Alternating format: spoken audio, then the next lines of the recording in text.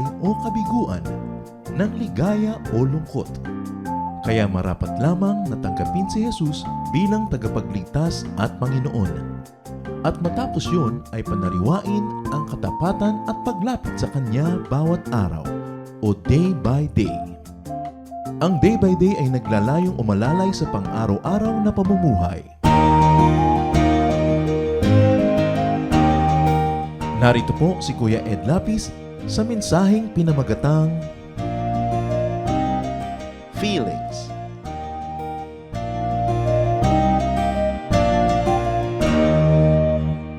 Psalm 22, 14 to 15. Psalm 22. I have no more strength than a few drops of water. All my bones are out of joint. My heart is like melted wax. My strength has dried up like a broken clay pot. Isang pahayag ng nawawala ng lakas, nangihina, at iginugupo ng kanyang mga nararamdaman.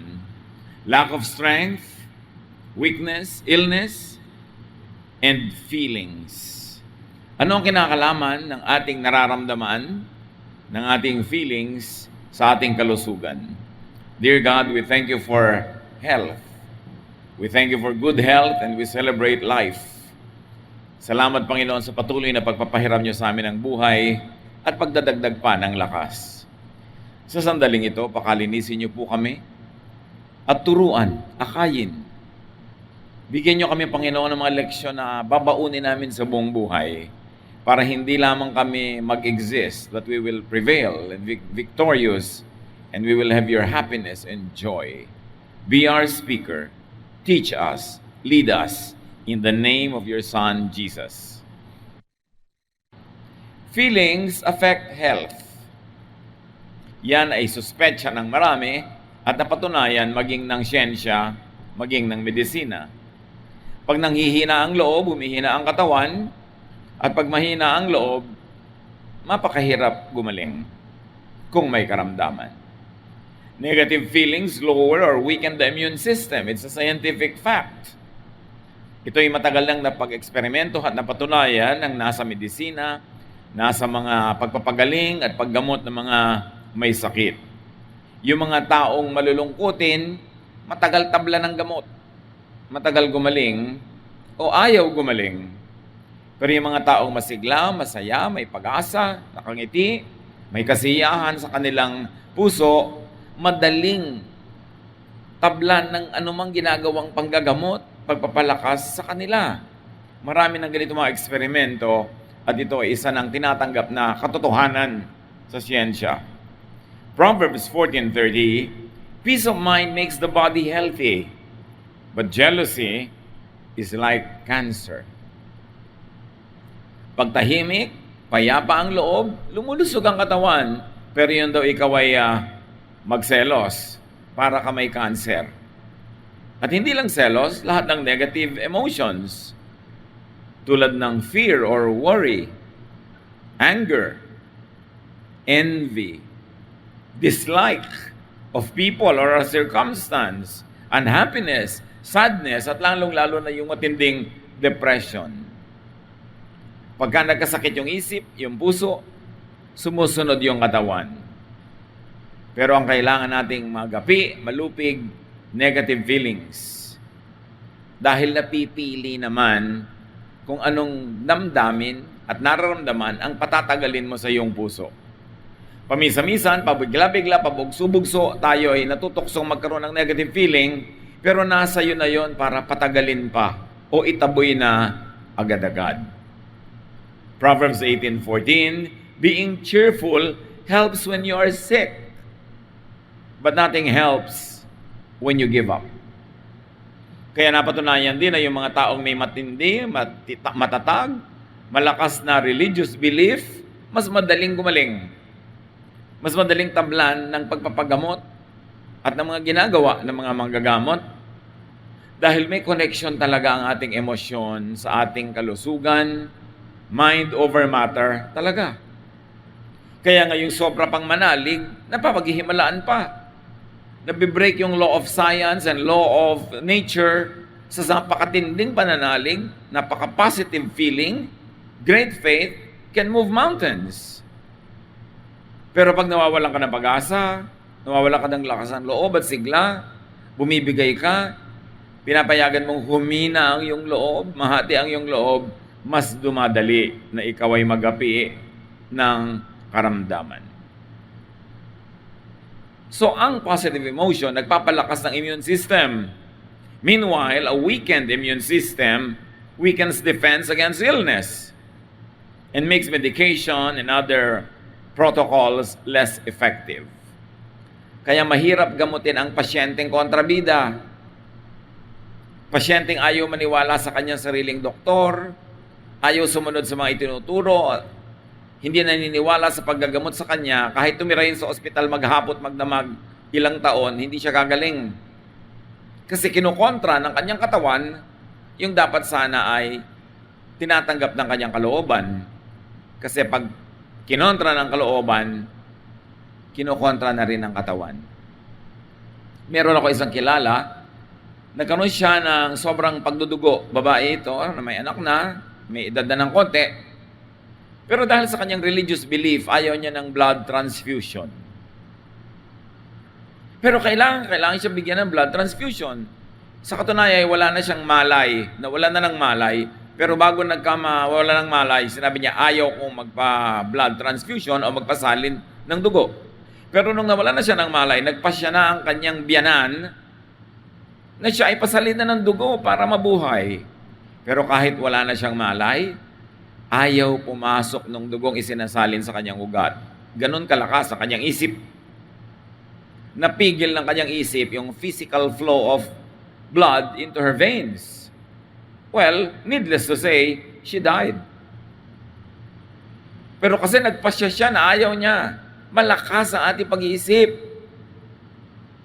Kaya pag ikaw nagpasyang, gagaling ako, at tinulungan mo ang sarili mong gumaling, napakalaki ng pag-asa na ikay gagaling nga. Pero yung hindi na ako gagaling, mahina na ako, wala na akong pag-asa, kahit malakas ang katawan mo, hihina. Talagang may kinalaman ang ating emosyon sa ating kalusugan. You are the captain of your soul. Feelings could be controlled, regulated. Feelings could be directed and even engineered.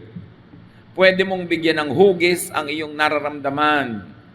Pwede mong patayin agad ang negative feeling, buhayin ang positive feeling, at pwede mo ring patayin ang positive feeling at ang buhayin mo negative kung anong gugustuhin mo. Dahil tayo nilikha sa wangis ng Diyos, may kapangyarihan ang ating espiritu, may kapangyarihan ang ating isip na may malaking magawa. Ecclesiastes 7:9, keep your temper under control. It is foolish to harbor a grudge. It is foolish to harbor any negative feeling beyond just grudge. Sabi niya, malaking kahangalaan na magtanim ng sama ng loob. Biro mo, nagtanim ka ng sama ng loob. Saan ka nagtanim? Sa puso mo. Saan mo itinanim yung sama ng loob? Sa loob mo. So, nasan yung sama? Nasa loob mo. Dala-dala mo kahit saan. So, it is foolish. May nagawa sa iyo mali ang isang tao, nagtanim ka ng sama ng loob, siya natutulog na mahimbing, ikaw hindi.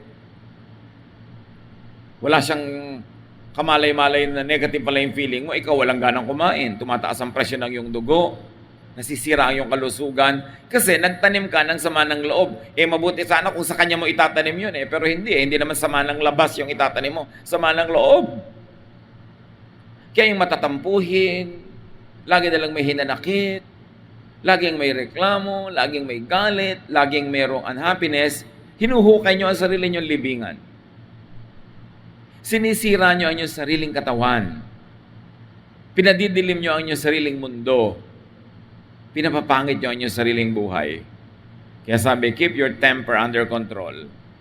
Keep your negative feelings under control.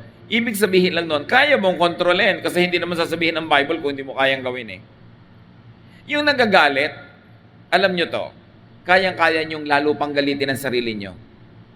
Lalo't may kapangyarihan kayo, parang meron kayong kakayanang magalit, lalo kayong magagalit, lalong lalakas ang boses nyo, lalo kayo sisigaw, Lalo kayong mananakit, lalo't kaya ng katawan yung manakit. Ibig sabihin, ikaw din na nagpapalala ng feelings mo. Depende sa kung gaano kalaking lisensya ang ibinibigay mo sa iyong sarili para magalit. Nakikita niyo yung mga walang kapangyarihan, yung walang kaboses-boses, yung walang say sa buhay. Kahit magalit, tinitimpi niya. At dahil tinitimpi niya, hindi na lumalaki. Natitimpi. Kaya yung kapangyarihan, kayamanan, mataas na ranggo, sinasabayan niya ng godliness, godly self-control at humility. Kasi pag nagpadala ka sa yung yaman, yung kapangyarihan, yung impluensya, lalabas ang pagkahalimaw mo. Ang dapat pinapalabas mo yung pagkaanghel. Kasi nasa iyo pareho yung dalawang yun. Ano ang palalakihin? Ano ang kukonsintihin? Yung init ng ulo? Yung galit? Sabi, kung matalino ka, you will practice self-control. Magtitimpi ka, magpipigil ka. Kasi ang galit na pinalaki, unang-una na magdurusa ang iyong katawan. Pag may nagawa ka pang mali, makagantihan ka pa nung ginawan mo, lalo ka nagdusa. At di ka man gantihan, nagdusa ka na, yung katawan mo, at nagpadusa ka ng ibang tao, di ka ba mananagot sa kalangitan, sa ganon? A wise person will control herself or himself, even if he or she had the power for an outburst. Kahit kaya mong sumabog, you can run away with it, makakalusot ka, pero bakit mo gagawin? Masama yun, kahit sa sarili mo. So control your feelings. Do not be controlled by it. Pwede mong ipahayag, gusto mong sumigaw ka sandali sa dingding, kaharap ka ng dingding, kaharap mo, sarili mo lang, para mailabas mo lang, pero huwag nang ilabas sa kapwa mo na maaring gumante o maaring masaktan. Lalala lang ang sitwasyon. Improve your feelings from positive to negative. From doubt to faith. From anger to peace. From hatred to love. From fear to faith. Palaga na na-engineer natin ating feelings. Kaya natin yon kasi tao tayo, hindi tayo hayop. Kaya natin yon kasi binigyan tayo ng Diyos ng wangis niya. Meron tayong kapangyarihan. Do not let bad feelings grow worse or become worst. Control your negative feelings, improve them from positive to negative. So from negative rather to positive. Negative na yung feelings mo, gawin mo positive. Meron kang ganong kakayanan. And always strive to be happy or happier. Yung pagsaya, desisyon. Pag decided kang sumaya, pasayahin ang sarili mo at pasayahin ang kapwa, magagawa mo yun. Pero pag decided kang hindi ka sasaya, kahit anong gawin ng mundo, hindi ka talaga sasaya. Merong mga tao pupunta pa lang sa isang social event, sa isang party, decided na silang hindi sila mag-enjoy, hindi sila sasaya. Lahat ng ialok mo, tatanggihan, lahat ng ngiti, sisimangutan, at hindi kikibo. Kasi decided silang hindi sumaya. Merong mga mag-asawa ko minsan decided na hindi sumaya at gawing miserable ang buhay nila mag-asawa. Kitang-kita mo sa behavior. Kaya lagi mag-aaway. Naghahanap lang ng excuse para mang-away. May mga taong decided silang hindi sila sasaya. Pero bakit? When you can decide to be happy. Purpose to be happy. Yung sasabihin mo sa sarili mo, hahanap ako ng ikasisiya at e-enjoyin ko. Hindi ba ang sabi? Ask and it will be given you. Seek and you will find. Knock and the door will be open to you. So ask, seek, and knock for loneliness, you will find loneliness because whatever you ask will be given to you. But when you ask, seek, and knock for happiness, you will receive it because those who seek will find. Those who ask will receive, and to those who knock, the door will be opened. The choice is yours. Proverbs 15:3, happiness makes you smile. Sorrow can crush you.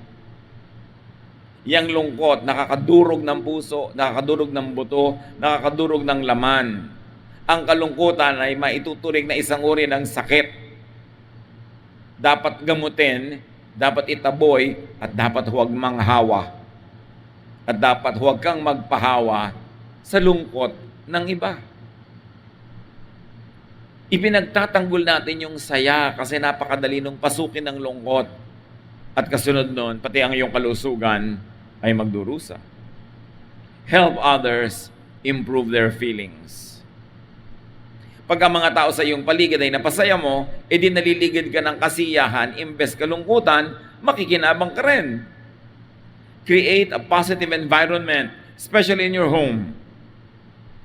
May mga bahay na parang impyerno, awayan ng awayan, gulo ng gulo, wala nang ginawa kundi maghanapan ng kasiraan, magbangayan. Dapat gawin mo ang magagawa mo para improvein yung climate doon. Ikaw ang maging agent of peace where there is war, agent of love where there is hatred, agent of understanding where there is trouble and misunderstanding. Then, pagka tinabla ng ginagawa mo yung iba, magiging agent of positive feelings din sila, hanggang lahat ang ino-contribute sa inyong home positive. Pero ang ikino-contribute nyo negative, would you like to live in a home like that? Madalas naman, wala kang choice, doon ka rin titira. Create a peaceful, positive emotional environment in your workplace. Kaya yung mga mahilig magchismis, manira, manggulo, mga agent yan ng kadiliman. Pinapapangit nila yung magandang environment, pinapalungkot nila ang kapwa, at ang sarili nila sinisira din nila. It is important to help others improve their feelings. Create that kind of positive environment and do not needlessly hurt people and yourself. Huwag saktan ang sarili at huwag ding saktan ang iba. Because sometimes it is needless but it has become a habit to hurt others. Yung pang-iinsulto ng physical attributes, yung mga biro na naglalait, lalo't hindi naman kayo matalik na magkaibigan, nasasaktan lang pala siya, iwasan natin sa buhay natin yan. Proverbs 15:18, losing your temper causes a lot of trouble, but staying calm settles arguments. So pagka merong dapat pagtalunan, may pinagkakaibahan ng opinyon, ang unahin ay manahimik. Pababain ang emotions. Alisin ang mga galit. Palamigin ng ulo. At kung malamig na, tsaka nila mag-usap para ayusin ang dapat ayusin. Pero walang naayos sa mga taong nag-uusap habang mainit ang ulo. Lumalala lang. Mas lumalaki ang damage at pare-pareho lang na nasasaktan at nagdurusa. And very especially, do not take revenge. Pag may nagawang mali, huwag mong gawa ng mali rin kasi pareho na kayong mali. Kanina mali siya, tama ka, pero mamaya pareho na lang kayong mali. At hindi na matitigil ang gawaan ng mali. Sabi nga ng iba, looking good is the best revenge. Meron kayong gustong paghigantihan, magpaganda kayo. Yung ang ganda-ganda mo, habang miserable siya, yun ay yung ganti mo. Kung pinaganda mo pa siya, natuwa siya sa'yo, di lalong mabuti. Kasi kung meron namang hindi maganda, nakikita mo lagi, hindi magdurusa ka rin. Kaya dapat pinapaganda natin ang kapwa, pinapaganda ang environment para tayo nakikinabang. Ang tao lumulusob pag naliligid siya ng magagandang bagay. Ang tenga niya nakakarinig ng musika, magagandang salita, imbes ingay, bangayan, sigawan at murahan, nakakabigay yun ng sakit. Ang mata ng tao dapat nakakita ng ganda, hindi ng kapangitan. Ang ilong niya nakakaamoy ng bango, hindi ng baho. At dapat ang kanyang balat nakakaramdam ng sarap ng sensation, hindi ng hapdi, sakit o sugat. At dapat ang kanyang dila natitikman ay sarap, hindi yung sobrang alat, sobrang pait na hindi masarap sa panlasa. Binigyan tayo ng senses ng Diyos para dagdagan ang appreciation natin sa ganda ng creation. We should feed those senses with positive sensations. It's part of worship. It's part of holiness. It's part of godliness to surround yourself with beauty, with music, with harmony, with balance, because that will make you healthier. At kung nasakta na, at nakapanakit na, repair hurt feelings. Pag nagawa na, di na mabawi, makipag-ayos. Makipag-asundo. Kung ikaw nasaktan, ipaalam mo para magamot ka niya o para huwag ka na niyang patuloy na saktan pa. Kung ikaw yung nakasakit, humingi ka ng tawad, ayusin mo kung paano ka makakapagbayad-bayad sa naging utang mo dun sa tao para magkaroon ng kapayapaan. Mahirap pumayapa ang puso sa loob kung magulo sa labas. Matthew 18:15, sabi ni Jesus, if one of my followers sins against you, go and point out what was wrong, but do it in private, just between the two of you. Sabi, pagka meron akong tagasunod na nakagawa ng mali sa inyo, nasaktan kayo, sabihin nyo sa kanya. Malay nyo, hindi niya alam. Para malaman niya at huwag na niyang ituloy pa. O malay nyo, alam niya pero akala niya hindi kayo nasasaktan. So malaman niya nasaktan kayo para huwag na rin niya ituloy. O alam niyang ginawa niya at alam niya sinasaktan niya kayo pero ipaalam niyo hindi niya dapat ituloy yon. Kasi hindi makakabuti para sa inyo na pareho. So ganoon kailangan sabihin nyo. Pero kung may nagkamali sa inyo, na-offend kayo, siya ang sabihan nyo. Huwag niyong ipagsabi sa iba. Yung may mali ang kausapin mo, tahimik lang, pribado, kayong dalawa lang, sarilinan, para wag nang lumaki ang gulo. Lumiit ang sugat at gumaling. Eh ngayon, kung may nagawang mali sa iyo itong si Kumare, ipamamalita mo sa mga taong iba, eh di dadami ang magchichismis, dadami mag-uusap, malalaman ni Kumare, lalo siya magagalit, hindi mo na-solve. Dapat pag may problema ka sa isang tao, siya ang kausapin mo privately. Kasi pag may ibang nakikinig, baka kahit mali siya, hindi niya tanggapin dahil sa pride niya. Baka imbes mag-sorry, lalo ka pang awayan dahil may nanonood, nagpapasikat siya. So, spare her feelings, spare his pride, kausapin mo privately. Kung ang gusto mo ay magkaayos. Pero kung may nagawa sa iyong mali ang isang tao at sa iba mo ipinamamalita, hindi ka ayusan ang gusto mo. Gusto mong magkaroon ng mga kakampi, dahil gusto mong magkaroon ng gera, gusto mong marami kang nasa side mo. Kaya, pinipresent mo ang sarili mo na kawawa, na siya ay hindi mabuti, na ikaw ay mabuti, para kaawaan ka at kumampi sa'yo. Ang ibig sabihin lang nun, ang gusto mo gera. Yun lang naman gusto ng gera, ang may gusto ng kakampi. Pero kung tunay na gusto mong kapayapaan, di mo kailangan ng kakampi. Kausapin mo yung nakagawa ng mali at kayong dalawa ang magayos. Minimize damage. Pag may damage na, ang dapat na lang natin gawin, paliitin, maliitin, at gamutin ang damage. Huwag nang palakihin pa. Kaya yung mga chismosa, may nalaman na hindi na dapat na malaman ng iba, ipapamalita pa, that is evil. Pag may nagdadala sa inyo ng chismis, sabihin nyo, alam mo, ginagawa mo, that is evil. Pero huwag mo naman sasabihin, hoy, Satan, get away from me. Kasi hindi naman siya si Satan. May ginagawa lang siyang satanic sa moment na yon. Baka napagdidiliman ng isip. Dapat pag may chismosa, tuwing lalapit sa inyo, sabihin nyo, lumayo ka sa akin. Pero hindi yung, ano pa? Dahil kung gusto mo. Dahil sabi sa Bible, malinamnam daw talaga at katakam-takam ang chismis. Pero alam mo na yon, pagka nalilinam naman ka, natatakaman at nasasarapan, you know also that something's wrong with you. Dapat na-offend ka sa chismis kahit totoo. At hindi mo na ipamamalita pa. Kasi gugulo, lalo sa workplace, sa mga magkakamag-anak, sa mga magkakapitbahay. Kaya ang pangit-pangit ang environment na ginagalawan natin dahil sa chismis. Pag may nagkamali, ano pang gagawin mo? Nagkamali na, kahit sisihin mo yan, gilitan mo yan, liigan mo, tantarin mo, hindi na pwedeng maitama yung mali niya. So, forgive others. Ang marunong magpatawad, yun lang ang matiwasay. Yun lang ang payapa. Yun lang ang malusog ang damdamin. Kasi, mapagpatawad ka mat hindi, ang daming gagawin ng tao na mali. Pero kung mapagpatawad ka, minimize lang ang negative effect on you.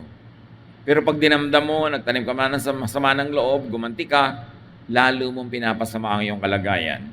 So, forgive others and get forgiven. Lalo yung may mga sakit, dinala mo na sa lahat ng doktor, lahat ng ospital, hindi pa malaman kung ano yung sakit, kadalasan sa damdamin. depressed lang pala, galit lang pala, namumuhi lang pala, nagsiselos lang, naiinggit lang pala. Kaya kung ano-anong sakit ang lumalabas sa katawan, ayaw lumabas sa test. Kasi hindi naman natetest ng mga laboratorio yung damdamin. Hindi nakikita sa x-ray yan. Kahit i-CT scan ka, hindi nakikita yung damdamin. Kaya sabi, ano kaya sakit nito? Ba't di natin malaman? Damdamin yun. Kaya mahalaga na malusog ang ating damdamin. At huwag manghuhusga ng kapwa. Kasi pag nanguhusga ka, ang tendency mo, magalit. Mali siya. Tama ako. Therefore, magagalit ako sa kanya. Unawain natin ang mga tao, ang mga ginagawa nila may dahilan. May pinanggagalingan sila kung bakit sila nagkakaganon. Luke 6:37-38. Jesus said, don't judge others, and God won't judge you. Don't be hard on others, and God won't be hard on you. Forgive others, and God will forgive you. Napakalinaw dito na kung anong ginagawa mo sa iyong kapwa, yun ang gagawin sa iyo ng Diyos. So ang taong banal, nagpapatawad para patawarin siya ng Diyos. At kung di man siya banal, pero matalino lang siya, magpapatawad din siya kasi patatawarin din siya ng Diyos. So be holy and godly, but if you cannot always be holy and godly, at least be wise. What you give to the universe gives back to you. If you give rubbish and trash to the universe, that's what the universe will give you. Pag ginagawan mo ng masama ang paligid, yun ang gaganti sa iyo ng kabaligiran.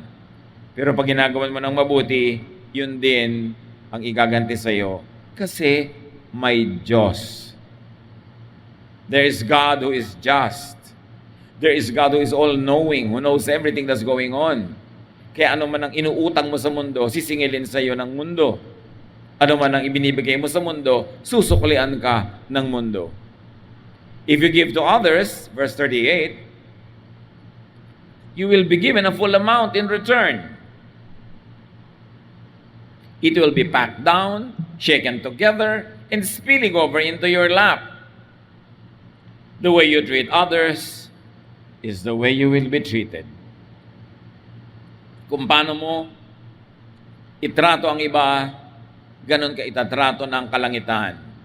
Kaya ganun din sa pagbibigay. Sabi ko, magbibigay ka rin lang. Damihan mo na, siksik, liglig, umaapaw. Kasi yung ibinibigay mo, yun din ang ibabalik sa'yo.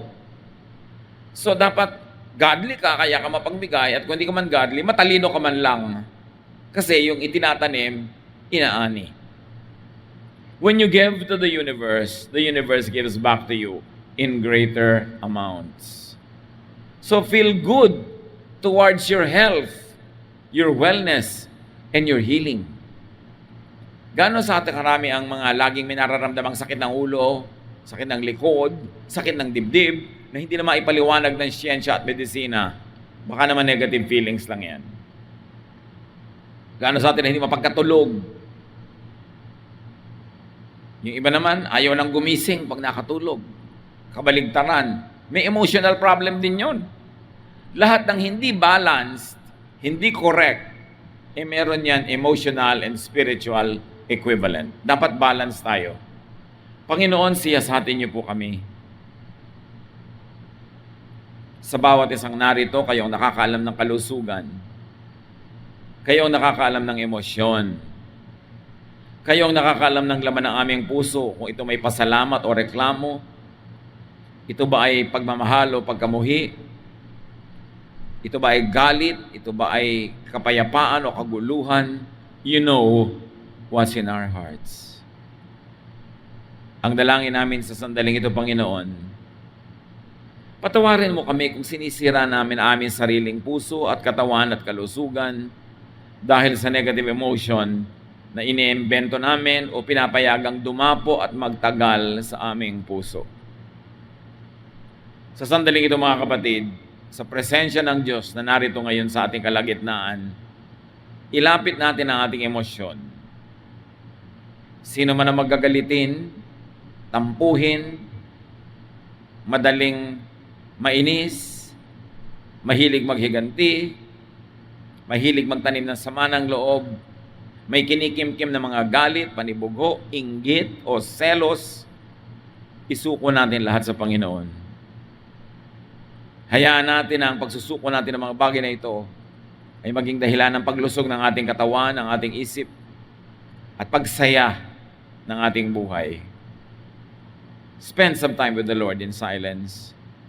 Pasiyasat sa Espiritong Banal kung ang puso natin ay sisidlan ng mga negative feelings. Anger and all negative feelings are like acid. They destroy its container. And the container is our heart. Dear Lord, forgive us kung nagiging pabaya kami sa pag-aalaga ng aming kalusugan dahil pinapayagan namin pamugaran kami ng negative feelings, takot, at kung ano-ano pa. Be alone with the Lord in some moments, pasiyasat, ihingi ng tawad at magpalinis sa ganitong mga negative feelings.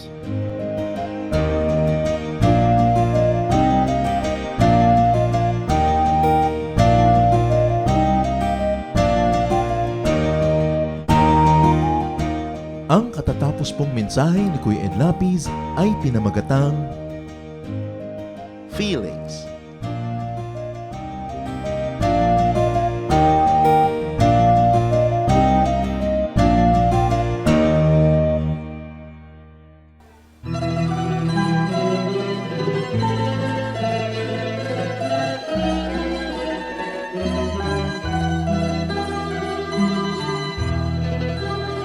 O Diyos, kayo'y aming pupurihin.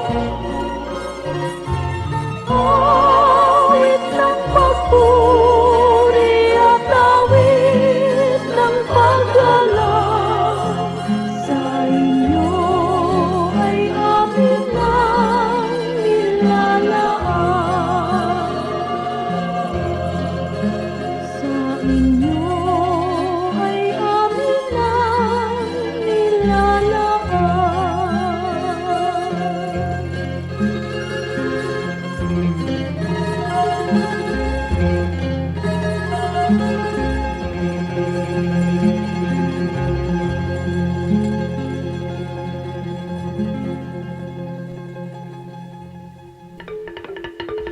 po tayo sa mga hiyas ng bayan, mga kayamanan po ng ating lahi, ng ating lipi na maaari nating pagyamanin, kilalanin at itampok.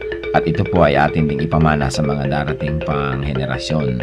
Ang atin po ngayong itatampok na hiyas ng bayan ay ating mga kasabihan. Marami po tayong magagandang mga kasabihan. At bakit po kayamanan ng bayan ang mga kasabihan? Sapagkat ito po ay mga karunungan na naipon, sinala, niliglig, binuo ng panahon. Sa tagal ng ating mga karanasan bilang isang bayan, bilang mga mamamayan, bilang tao, ang ating po mga ninuno ay nakabuo ng mga salawikain na nakabase sa mga mahahaba, matatagal at malalalim na mga karanasan. Kaya dapat lamang namang pahalagahan ang mga kasabihang ito sapagkat hindi naman tayo basta-basta makakaimbento ng kasabihan sa loob ng isang araw o isang linggong karanasan. Kailangan po ang mahabang pag-oobserba sa buhay, pagdidili-dili, at pagkatapos po ay pagbubukas ng isip. Ang atin pong kasabihan na itatampok sa araw na ito ay galing sa Katagalugan, ang kahoy na likot baluktot, hutukin hanggang malambot. Kung lumaki at tumayog, mahirap na ang paghutok. Talaga nga naman po, tamang-tama. At ito po ay galing sa UP Cultural Dictionary for Filipinos ni Thelma B. Quintanar at mga kasama. Uulitin ko po ang kasabihang ito. Ang kahoy na likot baluktot, hutukin hanggang malambot. Kung lumaki at tumayog, mahirap na ang paghutok. At siyempre, ito po ay hindi naman talaga tungkol sa mga kahoy ang pinag-uusapan. Bagamat napakaganda po nung nakikita natin dito na imagery, yung kahoy nga naman na puno habang maliit pa lang at malambot pa ang mga sanga at malambot pa ang katawan at medyo likuyan o baluktot o kung saan-saan pumupunta kayang-kaya pa nating hutukin, lagyan ng suhay at iurong dito o kaya ay patigasin sa ganong patungong direksyon. Subalit kung yan ay malaking-malaki na at punong-puno na, hindi na natin yan pwedeng maiba dahil matigas na at mataas na, baka hindi pa natin maabot. At ito po naman siyempre yung metaphor na ito ay may kinalaman sa pagpapalaki ng mga bata, sa paghubog ng kaisipan, sa paghubog ng mga paniniwala at mga pagpapahalaga. Napakahalaga ang pagtuturo sa bata ng mga konsepto ng tama at mali, ng maganda at ng mga hindi maganda, habang ang tao ay bata pa, habang ang kanyang isip ay mura pa, at habang siya ay masunurin pa, habang siya ay dependent pa at umaasa pa sa kanyang mga magulang o sa mga matatanda, habang siya ay teachable and impressionable, ay kailangan na dumating tayo sa talagang masusi at seryosong pagtuturo. Napakahalaga na turuan ng mga bata sa tamang panahon. Huwag po nating ipaurong-urong ang pagtuturo sa mga bata. Pag kami mga itinatanong, huwag natin sabihin, bata ka pa, hindi mo pa malalaman yan, saka na, pagtanda mo na. O kaya, ano ba, kabata-bata mo, ang dami mong tanong, malalaman mo rin yan pagtanda mo. Kailangan po maingat tayo sa pagsagot sa mga tanong, ibigay po natin ang mga sagot na tumpak at tama, at itrato natin ang mga bata na parang matanda kung ating kausap, igalang din natin sila, at bigyan natin ng mga tamang paliwanag. Tandaan po natin ang pagbabantay, ang pagtuturo, ang paghuhutok sa mga mumunting mga bata. Yan po ay magkakaroon ng panghabang buhay na epekto sa kanilang buhay. Kaya isa pong mahalaga na paalala rin sa ating mga magulang, bigyan natin ng oras ang ating mga anak, bigyan natin ng panahon na mahutok yan sa tama, sapagkat kapag malaki na, mahirap na po yan na ibahin pa. Kaya ilapit natin sa Panginoon habang maaga, palakihin natin ang may takot sa Diyos, palakihin natin na kasama ay mga mananampalataya, nadidinig ang salita ng Diyos, mga Kristiyanong awitin, at nang sa gayon, ang batang ito ay lumaking nasa tamang direksyon. Sabi rin po yan sa Bible, train up a child in the way he should go, and when he is old, he will not depart from it. Meron po tayong equivalent niyan sa ating pong kultura, sa ating mga kasabihan. At yan po ang hiyas ng ating bayan ngayon, kasabihang, ang kahoy na likot baluktot, hutukin hanggang malambot. Kung lumaki at tumayog, mahirap na ang paghutok.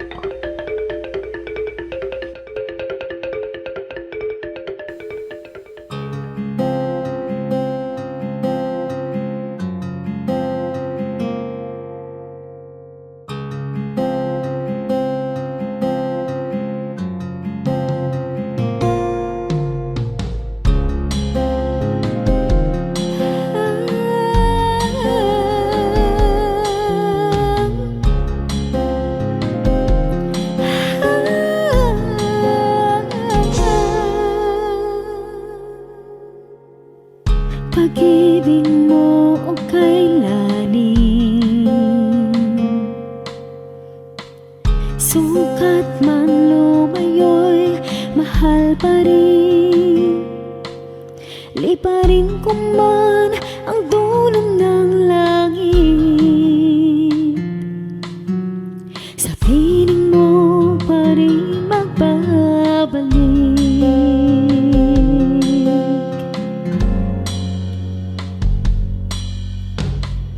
Kahit minsa'y magkasala, bakit tinuturing pa rin ba na? O Jesus, kayo nag-alay ng buhay, katwiran niyong aking tinataglay.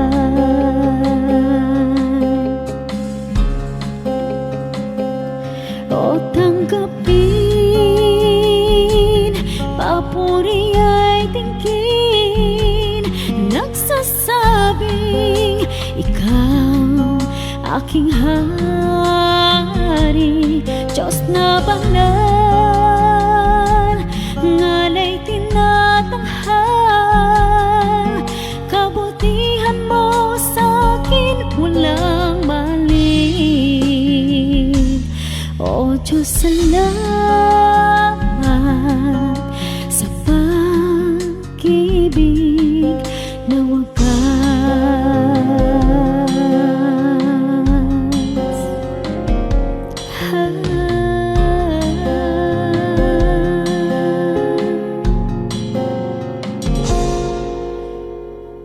Lagi naman itong isip, ngalan ko sa palad mo inukit, walang sino mang maaring magwalan. Kaligtasang ikaw ang nagpikat.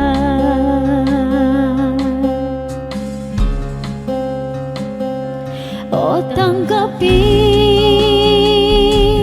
papuri ay tingin, nagsasabing ikaw aking hari, Diyos na banal, ngalay tinatanghal, kabutihan mo sa'kin walang mali. O Diyos, salamat sa pag-ibig na wagas.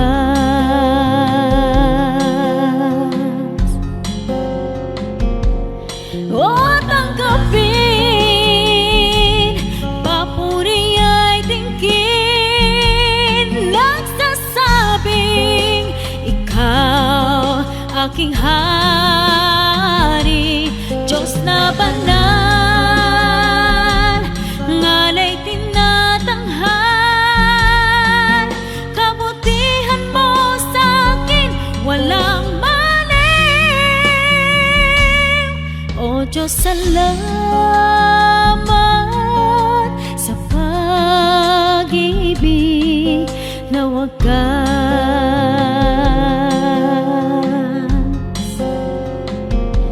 O Diyos, salamat sa pag-ibig na wagas.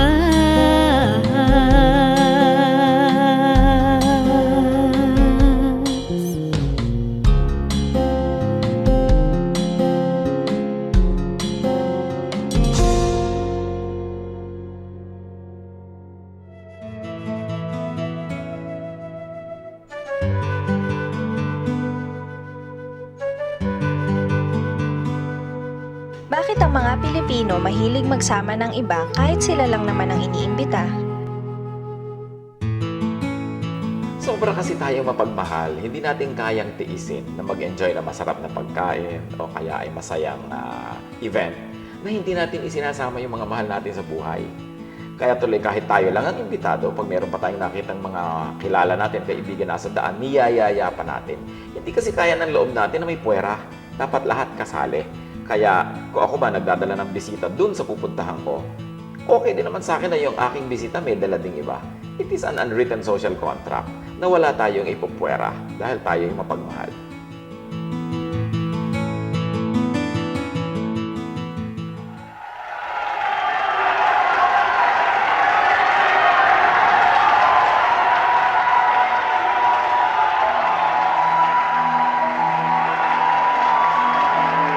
Hallelujah! Ako matigway ang kadakilaan ng Panginoon. Purihin ka, O Yahweh. Sambahin ang inyong ngalan. Sa lahat ng tao ng daigdig, ang iyong pangalan. Mabuhay ang Diyos! Hallelujah!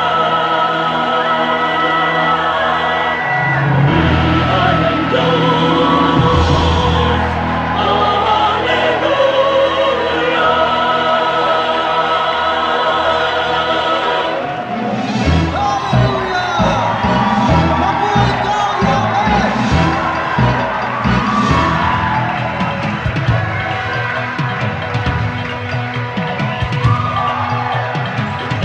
Kalima kami sa banal niyong iwan. Pag-ibig niyo'y ipagbubunyig ng buong sigla. Ating ialay itong awit sa Diyos Ama. Ihayag ang ligayang nadadama. Isigaw sa lahat ng bansa. Hallelujah!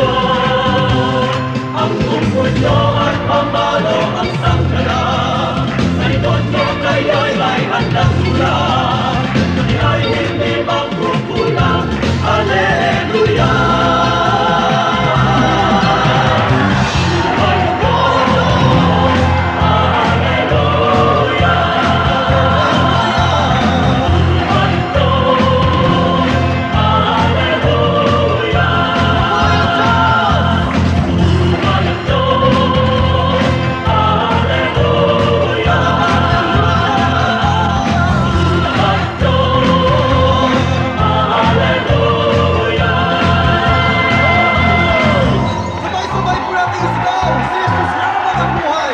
Siyang tunay, si Jesus mabuhay! Si Jesus lamang!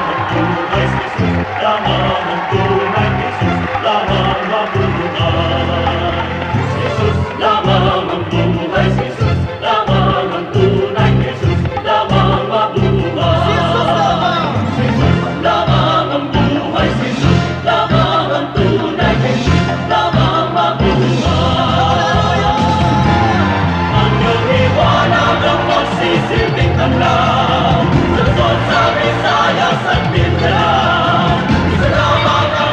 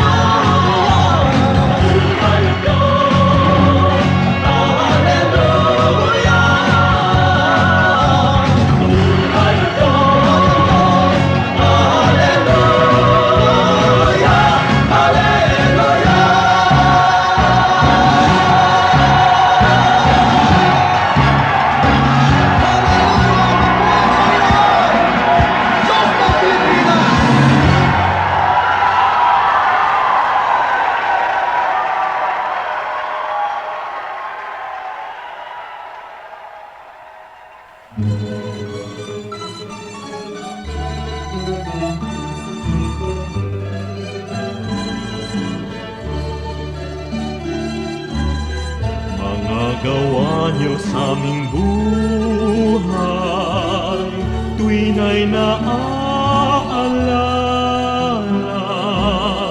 Kayo'y laging tapat na tunay, puno ng pagpapala. Salamat sala'y pinatawad, nilinis niyo, Diyos. Pakinggan niyo't aming ilalahad, awit sa inyo, Jesus. O kay sarap mabuhay sa piling niyo, Jesus. Bawat landas may kulay, kasiyahay lubos, ang tanging ninanais ay magpuri sa inyo, lalo lang tumatamis sa piling niyo, Jesus.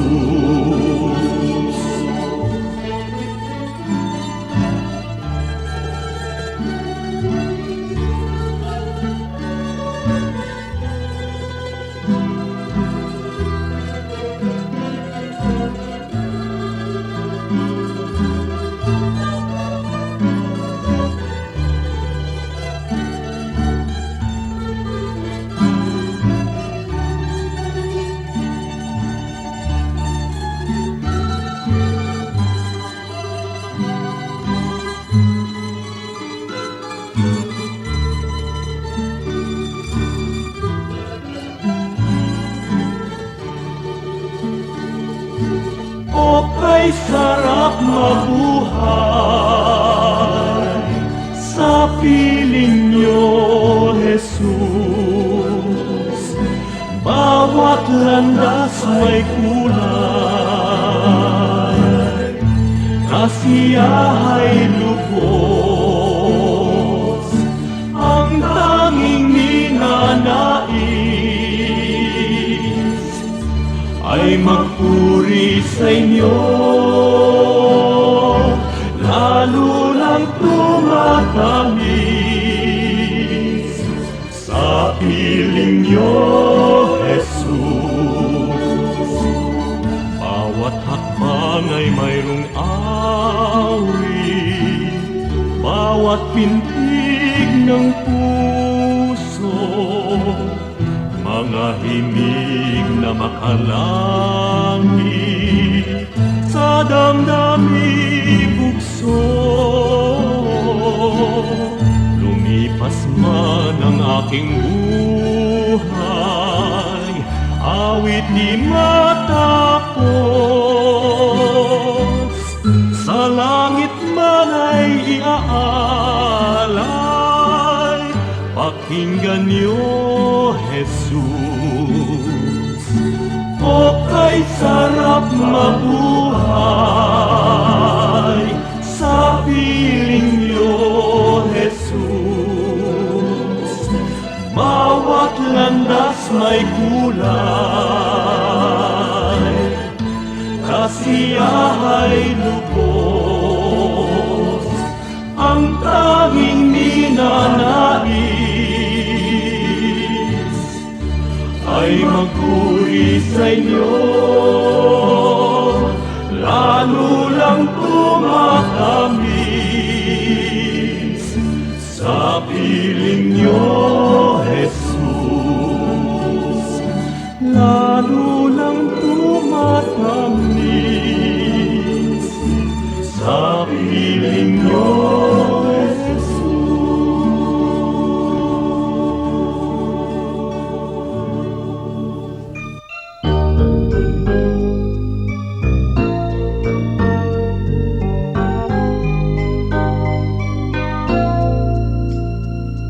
Kung ang buhay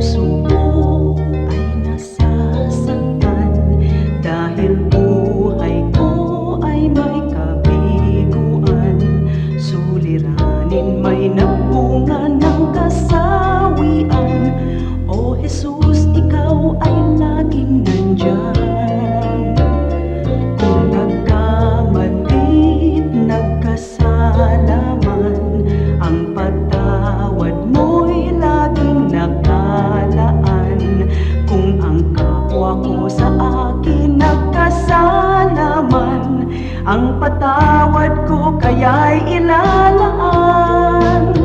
Ang kabaitan mo ay dapat kong tularan sa buhay ko. Ang kabaitan ko, biyaya ng Espiritu, kabaitan ko.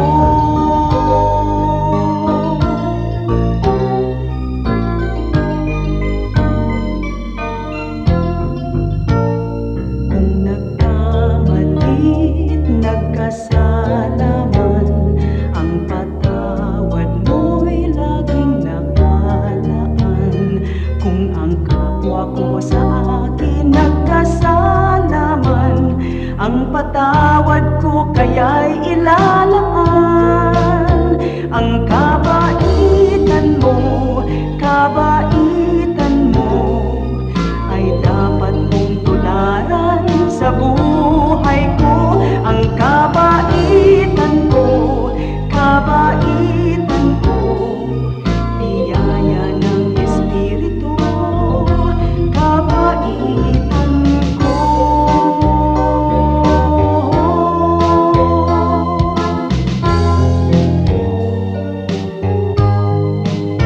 Ang kabaitan mo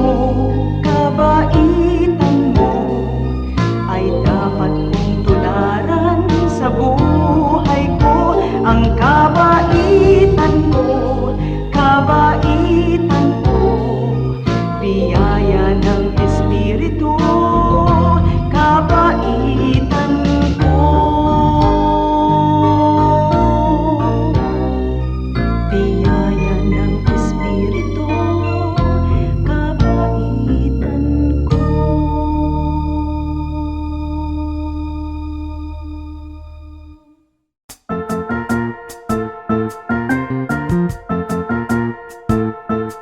Oras na po para pansamantalang magpaalam ang programang Day by Day. Tayo po'y magsama-sama tuwing ika-6 hanggang ika-7 ng umaga, araw-araw. Magandang umaga po at mabuhay ang Panginoong Hesus!